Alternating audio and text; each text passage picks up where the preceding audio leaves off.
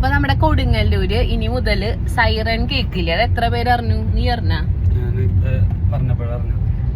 അതായത് നമ്മളെല്ലാ നഗരസഭകളിലും സൈറൻ സംവിധാനം ഏർപ്പെടുത്തിയിട്ടുണ്ടായിരുന്നു നഗരസഭകൾ രൂപീകരിക്കുന്ന സമയത്ത്. പക്ഷെ നമ്മുടെ കൊടുങ്ങല്ലൂര് ഇന്നലെ ഉച്ചയോടുകൂടെ ഒരു ചൂളം വിളിയോടുകൂടെ ആ സൈറൻ അങ്ങോട്ട് അവസാനിച്ചു.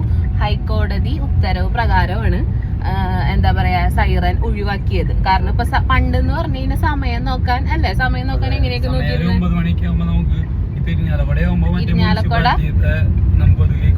കേൾക്കാൻ പറ്റും. പക്ഷെ ഇനിയിപ്പോ എല്ലാവരുടെയും നിർത്തും എന്നാണ് പറയണത്. സമയം അറിയാൻ ഇപ്പോ കുറെ സംവിധാനങ്ങളുണ്ട്. ഇപ്പൊ എല്ലാവരും വാച്ച് തന്നെ യൂസ് ചെയ്യുന്നില്ല, ഫോണാണല്ലോ യൂസ് ചെയ്യണത്. അപ്പൊ അത് കാരണം കൊണ്ടാണ് ഈ സൈറൻ നിർത്തിയെന്നാണ് പറയണത്.